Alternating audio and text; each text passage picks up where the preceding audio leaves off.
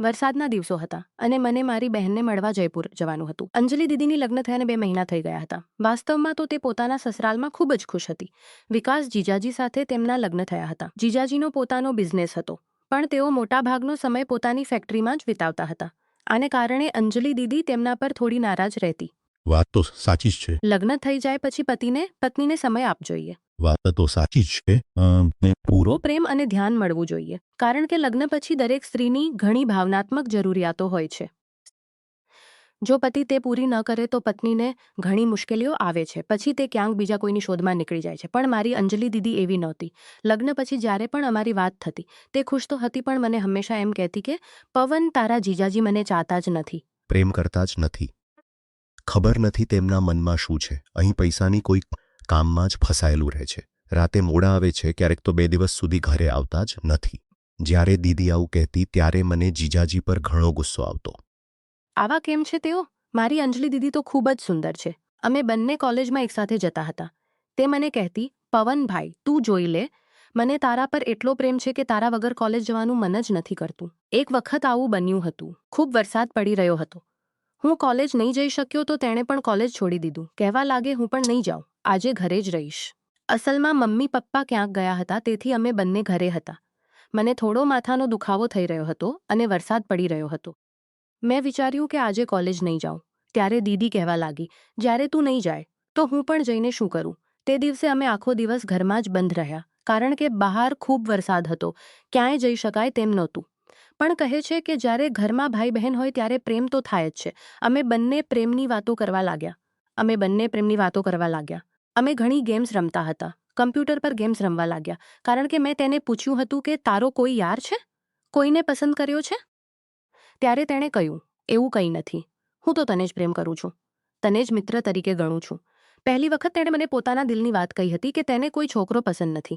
કારણ કે મને ખબર હતી કે દીદી ક્યારેય ખુશ રાખ્યો હતો. મને ખબર હતી કે દીદી ક્યારેય ખોટું નથી બોલતી. તે ખૂબ ખુશ થઈ ગઈ હતી. આગળના દિવસે હવામાન સારું થયું તો અમે બંને કોલેજ ગયા. આ રીતે દીદી મારા પર ખૂબ પ્રેમ કરતી હતી અને હું પણ તેના પર ખૂબ પ્રેમ કરતો હતો. પણ કહે છે કે લગ્ન પછી ભાઈ બહેનના સંબંધોમાં પણ ફેરફાર આવી જાય છે. કારણ કે બહેન પોતાના પતિ સાથે વ્યસ્ત થઈ જાય છે. પણ મારી દીદી એવી નહોતી. કારણ કે વિકાસ જીજાજી તેને સમય આપતા જ નહોતા. ના પ્રેમની વાતો, ના સમય. હનીમૂન પર પણ તે જઈ શીખી નહોતી, કારણ કે જીજાજી પાસે સમય જ નહોતો. લગ્નને કેટલાક દિવસથી ગયા. ત્યારે એક વખત હું મારી દીદીને મળવા જયપુર ગયો. ખૂબ સારું લાગ્યું, કારણ કે જયપુર ખૂબ મોટું શહેર છે. પિંક સિટીના નામે તે ખૂબ પ્રસિદ્ધ છે.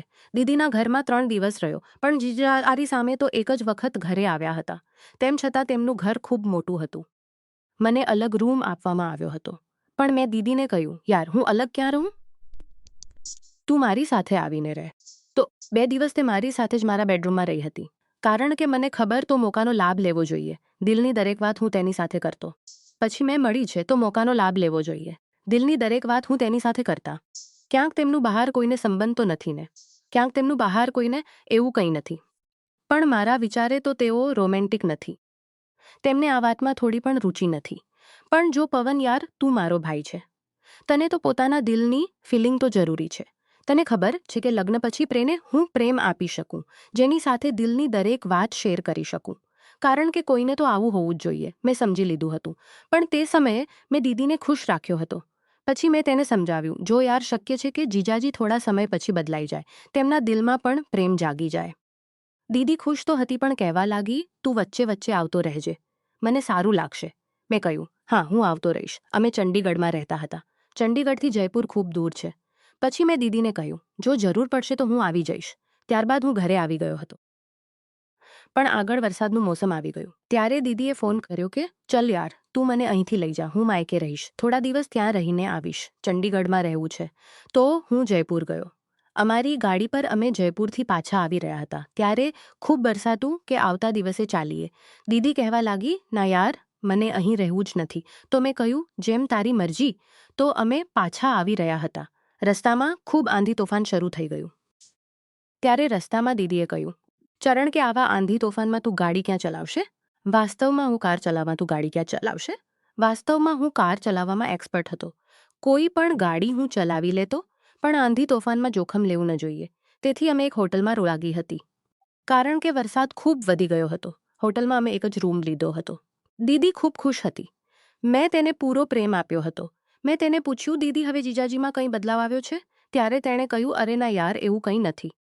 જો એવું હોત તો હું તને લઈને અહીં કેમ આવત? તે ખુશ હતી અને મને ખબર હતી. દિલની દરેક વાત શેર કરી. મેં તેને પૂછ્યું કે જીજાજી સાચે જ તનની દરેક વાત શેર કરી. મેં તેને પૂછ્યું કે જીજાજી સાચે જ તને પ્રેમ કરે છે કે નહીં? મારું મન તો તેમની સાથે રહેવાનું જ નથી. વિચારી રહી છું કે કોઈ જોબ શરૂ કરી દઉં. મેં કહ્યું, અરે તને તો જયપુરમાં જ રહેવું પડશે કારણ કે હમણાં જ લગ્ન થયા છે. ત્યારે તેણે કહ્યું, આને લગ્ન નથી કહેતા ને. કોઈ આને લગ્ન કહી શકે? બસ અમે બે શરીર પણ એક નથી થયા. હા, 7 ફેરા તો થયા જ.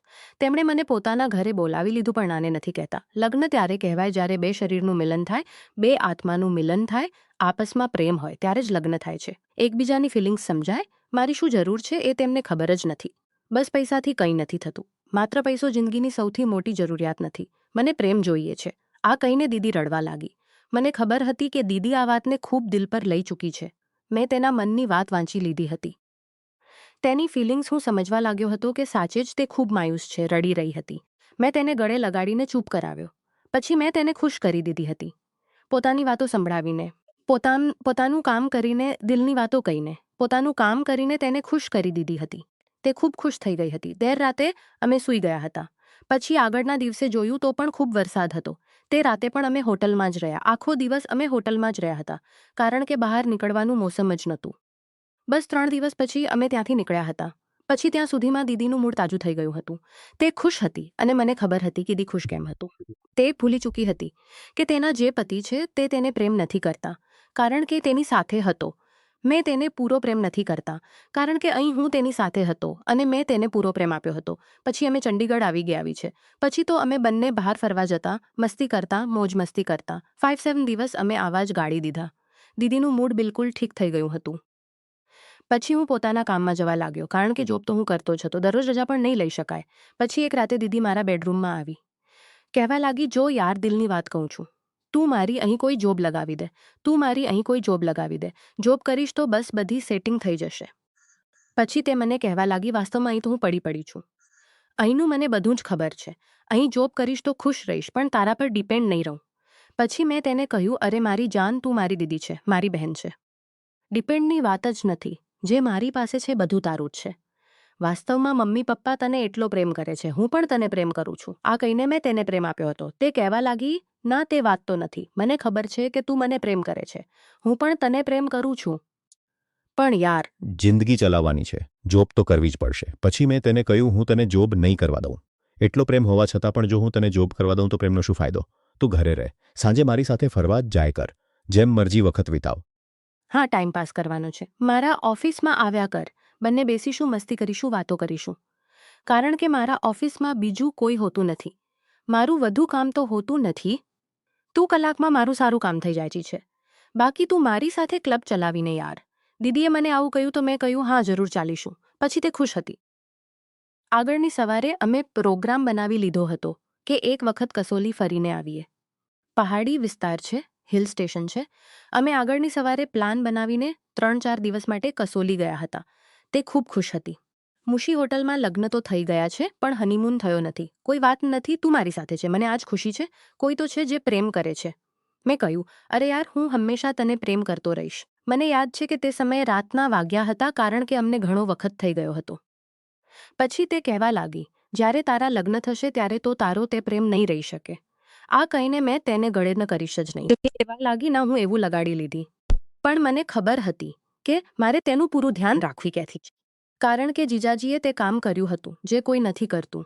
ત્યારબાદ અમે 3 દિવસ પછી ઘરે પાછા આવ્યા હતા. તે ખુશ હતી અને મને પણ પૂરો પ્રેમ તેણે આપ્યો હતો.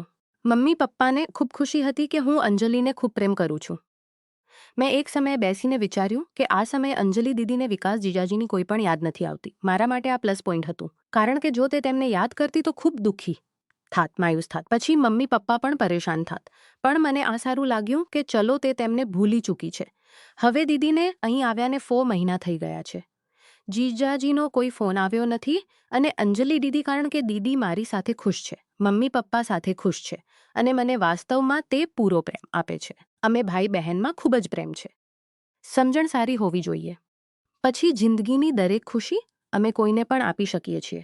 લગ્ન પછી દરેક માણસને સુખ જ મળે એ જરૂરી નથી. લગ્ન પછી ઘણી વખત પરેશાનીઓ પણ જિંદગીમાં જરૂર આવે છે. જેમ કે દેને પોતાનો પ્રેમ આપીને પોતાની બનાવી ગઈ હતી. પણ મેં તેને પોતાનો પૂરો પ્રેમ આપીને પોતાની બનાવી લીધી હતી. તે ખુશ હતી અને મને આ વાતની સૌથી મોટી કરી દી હતી. હવે તો તે અમારી સાથે જ રહે છે અને હંમેશા અહીં જ રહેશે.